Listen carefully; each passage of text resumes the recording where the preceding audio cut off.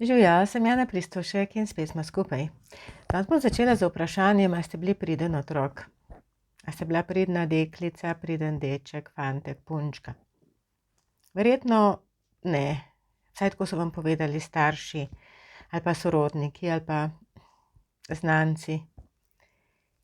Ampak, kaj pa če bi vi sami sebe vprašali, a sem bila priden otrok, a sem bil priden otrok, kaj bi odgovorili?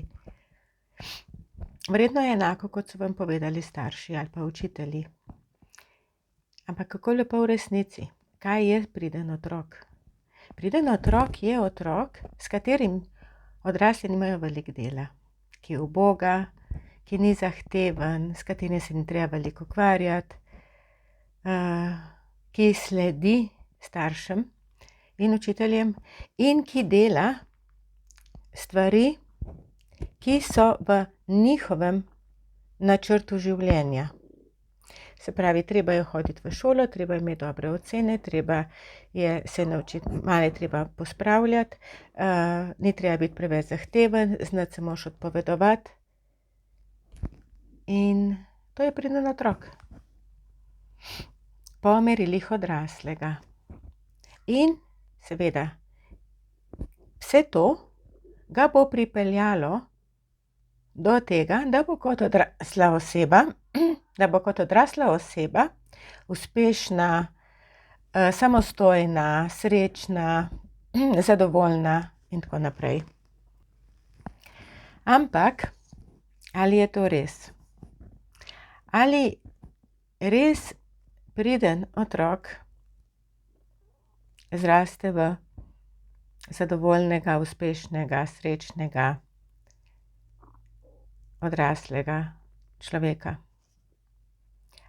Če bi bilo to popolnoma res, potem bi bilo precej več srečnih in zadovoljnih ljudi, kot jih je pa trenutno. Pridnost, kot sem že omenila, je nekaj, kar odraslim osebam omogoča lažje življenje, omogoča bolj mirno življenje, omogoča življenje z manj skrbmi. To ne pomeni, da problematični otrok bo uspešen, daleč od tega, ampak priden otrok je otrok, ki se podredi odraslim osebam, ki skrbi za to, da je odrasli osebi dobro, ki živi na način, da odrasli osebi ne povzroča težav. Ampak s tem ne more razviti svoje osebnosti. S tem ne razvije občutja varnosti v sebi, še manj pa občutja moči. Zakaj ne? Zaradi tega, ker je podrejen odrasli osebi. Ker mora skrbeti, da bo odrasla oseba z njim zadovoljna, ker če ne, bo otrok kaznovan. In če gremo na sindrom pridne punčke ali pa pridnega fantka, se čisto vseeno. Ta otrok je skrbel za to, da bo odraslim dobro, zato da bodo učitelji ali pa učiteljice z njim zadovoljni, da jih ne bo razočaral, da ne bodo žalostni. Ta otrok se ni šel igrati s svojimi vrstniki zaradi tega, da ne bo mama sama. Mogoče zaradi tega, ker oče rabi toliko pomoči in ne zmore vsega sam in potem pomaga. In pomaga od majhnega, pomaga. Prav je, da pomaga, vendar ne na način, da se odreka svojemu življenju. In tukaj smo odrasli tisti, ki bi mogli presoditi, kaj je dobro za otroka in kaj ne, in ne kaj je dobro zame. Pejt se malo igrati, imej malo svojega življenja. Lahko narediš tudi po svoje, ampak če ti ne bo šlo, se lahko kadarkoli obrneš name in bova skupaj rešila nek problem. In ne tako, naredi po moje, ker edino tako je prav. A vidite razliko? Razlika je, lahko narediš po svoje, ampak če ti ne bo šlo, se lahko obrneš name, se lahko zaneseš name. Tukaj sem zato, da ti bom pomagala. Ampak ko pridna deklica, ko pridna punčka odraste, je v odraslem telesu še vedno otrok. Še vedno svet dojema točno tako, kot ga je, ko je bila 8, 9, 10 let star otrok. Zakaj? Zaradi tega, ker se ni imela možnosti razviti. In ta odrasla ženska ne zahteva stvari zase. Ta odrasla ženska ne ve,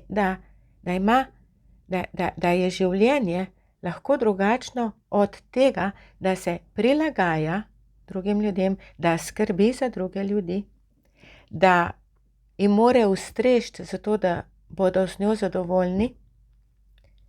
Ne ve, da lahko naredi malo po svoje, da lahko včasih reče ne, da lahko postavi tudi meje. Ker pridna punčka jih ne postavlja, jih ne sme postaviti.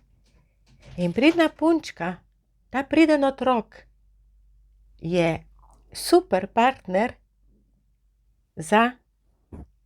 je super partnerka za toksičnega partnerja ali partnerko. Tukaj ni razlike. Imamo toksične ženske, ki imajo za partnerje pridne fantke.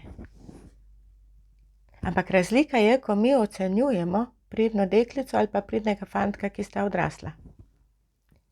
Pridna punčka, odrasla ženska, v vlogi pridne punčke, je res delavna, skrbi za družino, je vzor. Je vzor. Nima zahtev, hodi v službo, pred službo poskrbi za svoje otroke, za dom. Gre v službo, 8-10 ur dela, gara, ne reče, ne dvigne glavo, dela. Spotoma gre v trgovino, gre v vrtec, skuha, pospravi, otroke da spat, jih umije in potem lika do 11, 12, 1 in tako se dan ponovi, nič ne zahteva. Ampak to je vzor, res, to je prava mama. Kaj rečemo pa za tiste pridne dečke, tiste fantke, ki so odrasli, v odrasle moške in pa rečemo copate. Tacega človeka pa res ne bomo spoštovali, pa poglej, kakšna copata je. Pa mi se kdaj vprašamo, kaj pravzaprav ta človek nudi tej ženski. A se mi kdaj vprašamo, kako lepo bi bilo živeti s takim človekom, ki je tako neskončno neproblematičen. Verjetno ne, zato ker hočemo v življenju, da se dogaja, hočemo velika občutja, močna občutja. Ampak zdaj, če se jaz vrnem nazaj na to pridno punčko, ta pridna punčka, tako kot sem že rekla, ne zahteva. Pravzaprav nima niti v njenem svetu nima niti pravice karkoli zahtevati, ampak samo sledi. In ker nima moči v sebi, ker jo ni mogla zgraditi, ker osebnostno se ni mogla zgraditi v odraslo osebo, zaradi tega išče avtoriteto. Išče nekoga, ki ve, kaj hoče, ki jo bo točno postavil na svoje mesto, ali ki ji bo vsaj dajal občutek, da je ob njem varna. In to ji bo zagotavljal s svojimi besedami ali pa z dejanji, ki jih praktično ne bo, ampak si jih bo ona tako priredila v svojem notranjem svetu.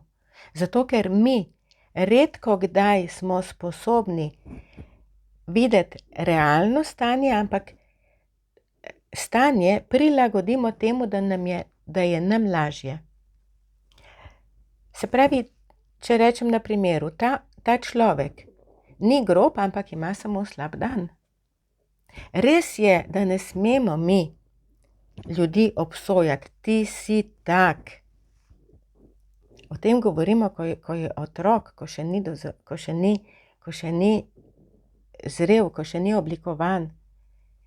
Ampak ko smo pa mi odrasli in ko mi vidimo, da neka odrasla oseba grobo, neprimerno ravna z šibkejšo osebo, z otrokom, z živaljo, takrat lahko rečemo, da ta oseba je takšna. In ne, da je dobra in samo ravna slabo. To je oseba, ki je izoblikovana in ki se ne bo spremenila. V odrasli dobi se mi ne spreminjamo, razen če se sami ne želimo, in še takrat moramo vložiti kar veliko nekega dela.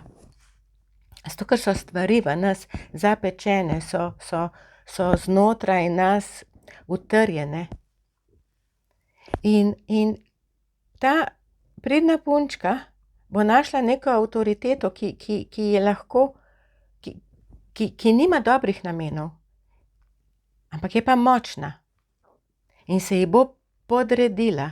In zato so pridne punčke super tarča za toksične osebe, za narcise, za histrionike, za mejno osebnostne motnje.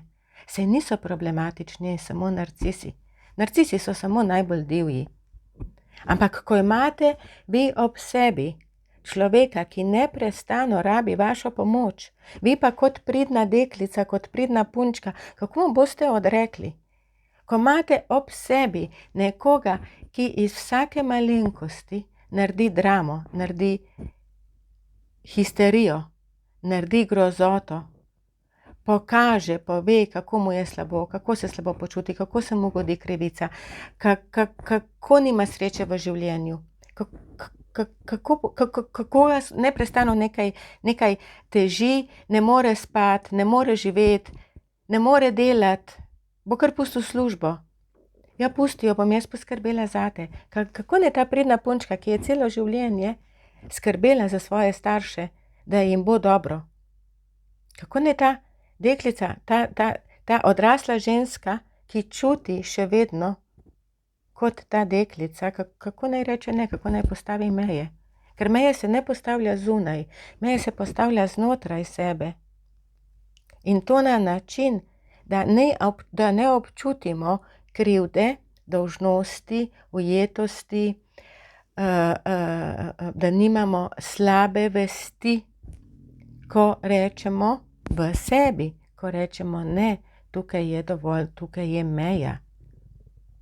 In ta odrasla ženska s sindromom pridne punčke ne more postaviti, ne more dajeti svojim otrokom občutja moči, ker starši moramo biti močnejši od otroka. Otrok mora čutiti, da smo starši močnejši od njega. Zato, ker mu to predstavlja varnost. Ampak to, da smo mi močnejši od njega, ne pomeni, da smo mi grobi. Ne pomeni to, ampak pomeni to, da znamo sebe postaviti na stranski tir in se posvetiti otroku in mu povedati: tole in tole boš naredil tako zaradi tega in tega in tega. Tukaj imaš pa prostor in lahko izbiraš. In na ta način otrok dobiva izkušnje, hkrati pa ve, da smo mu postavili meje in da se lahko na nas zanese.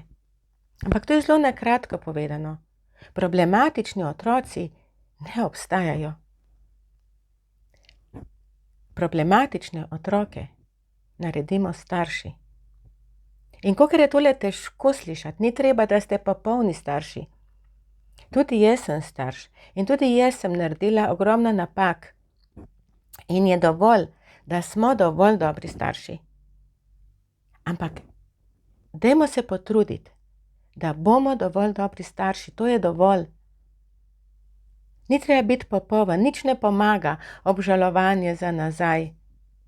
Vsi se moramo soočiti s svojim delom, kaj bi mi naredili, če bi lahko popravili, če bi šli lahko v preteklost. Ja, marsikaj bi popravili, tudi jaz. Ampak nič ne pomaga, če jaz od danes, ko se tega zavedam, ne naredim drugače. In to bi jaz rada dala ljudem. To bi jaz rada povedala, da imamo možnost, narediti drugače, da imamo pravico drugače čutiti. Imamo pravico postaviti mejo v sebi. Ni treba, da pri 40 letih čutimo kot 9 let stara deklica. Ni treba, da pri 50 letih čutimo kot 9 let stara deklica in ni treba, da pri 60 letih čutimo in se obnašamo in skrbimo za druge, kot smo kot 9-letna deklica. Zakaj? Zato, ker smo odrasli. Zato, ker v odraslosti imamo pravice, imamo dolžnosti in to ni razdeljeno. Dolžnosti so moje, pravice so pa tvoje. Absolutno ne. In kje je ta meja, ko mi lahko rečemo, dovolj je?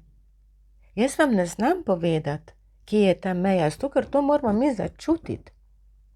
In vaša meja je tam, kjer vi čutite. In moja meja je tam, kjer jaz čutim, da je dovolj.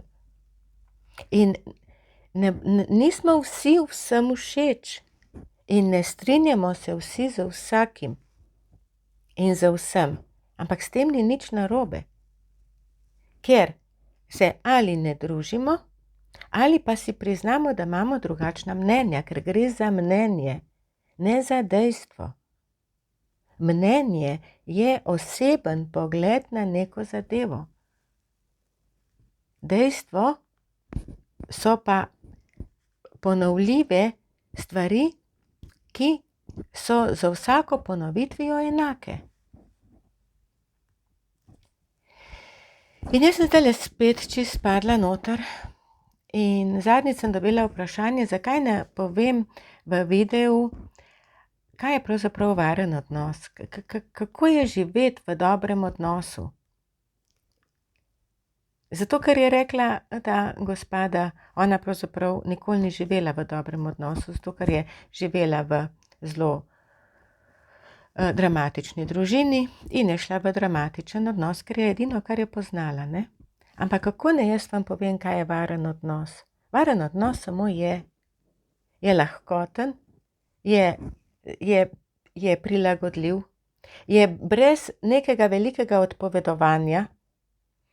Lahko se tudi spričkata. Nič ni narobe s tem, če se spričkata. Ampak, a veste, kaj je spričkanje? Spričkanje je, ko malo dvigneš glas in rečeš, ma ne, to ni tako, ali pa ne, to ne bo tako, ampak ne, zdaj imam pa tega dovolj. Ampak pričkanje ni žaljenje, ni obsojanje, ni manipulacija, ni drama neskončnih razsežnosti, ni ponavljanje nekih neumnosti, ki slej ko prej postanejo resnica. Zato, ker se tega navadimo, ker mi se vsega navadimo. Dober, varen odnos je miren odnos in za večino, za veliko ljudi je tak odnos predolgočasen. In tudi, če se spričkata, imate lahko še vedno varen odnos. Vneseta malo dinamike in potem se malo objameta, malo se stisneta in je spet v redu. Ampak, tako kot sem jaz prej rekla, v varnem odnosu drug drugega poslušata. V varnem odnosu sta drug drugemu pomembna. In tega pridna punčka ne dobi. Ne dobi. Zaradi tega, ker išče avtoriteto. In imate dva pola, kjer so dolžnosti in kjer so pravice. In ko jaz delam s temi ženskami in ko jim odkrivam ta svet in ko odstranjujejo vso tisto dolžnost, krivdo, sram, ujetost, zaničevanje, strah pred mnenjem drugim, strah pred tem, da drugi ljudje določajo njeno vrednost. Takrat se ne odkrije nov svet. Ne, pa se ne ločijo vse, absolutno ne. Ni stvar v tem, da se ločiš in da greš. Stvar je v tem, da zgradiš drugačen odnos s sabo in šele potem z drugimi ljudmi. In o sindromu pridne punčke sem jaz posnela eno predavanje, ki je na moji spletni strani. Nekaj sem napisala, oziroma kar precej sem napisala in razložila v knjigi Ko ljubezen boli ali Toksična oseba in jaz. En del boste našli tudi v knjigi Čarobni odnos. Drugače pa imate možnost, posnela sem te vodene vizualizacije, kako določena čustva lahko sami odstranite oziroma spremenite. Vesela bom, če boste delili ta video. Napišite mi kakšno vprašanje, če vas kaj zanima. Prijavite se na YouTube kanal in pridite na mojo spletno stran, mogoče boste našli kaj zanimivega. Imejte se radi, poskrbite zase, srečno, čau, čau.